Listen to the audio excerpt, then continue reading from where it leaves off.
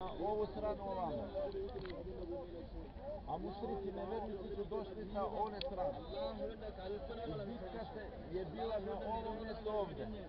I poslanik sallallahu alejhi ve sellem odredio na ovaj brdo ovamo da budu 70 strelaca. I njemu je rekao da nijedan od vas da ne napusti njegovo mjesto samo kad ja naredim. Ili pobjedili ili izgubili, vi nemoj da se odvojite od ovo mjesto. Ali međutim, u početak muslimani su pobjedili. I oni kad su vidjeli pobjedu, napustili su svoje mjesto osim dvotrojica. Onda Halid ibn Velid još nije bio musliman u to vrijeme, je došao sa svojom vojskom. On je bio ovaj nevjerski komandant i otišao naokolo.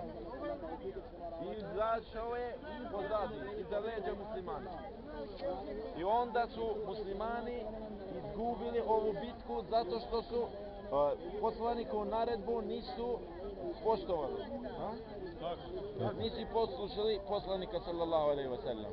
I na ovoj bitki pali su 70 šehida od sahaba.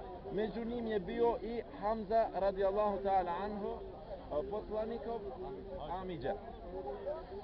I kad su umrli, poslanik sallallahu alejhi ve sellem neki od svoje su uzeli da zakopaju u Medini.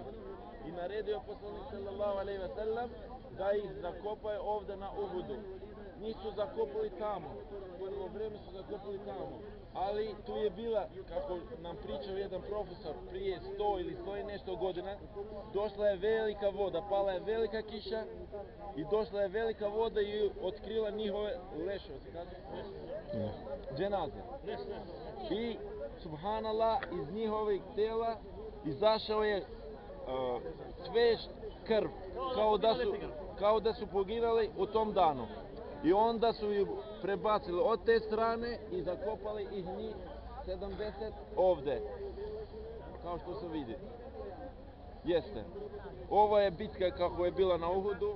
Možda hoće da vam kaže još nešto. Hvala vam. Hvala, šum fali minjer. Selamu alaikum. Selamu alaikum, alaikum selam. Možda lutfiš? Jo, pošli po našman autobusu. Idite gore, samo će gore su bilo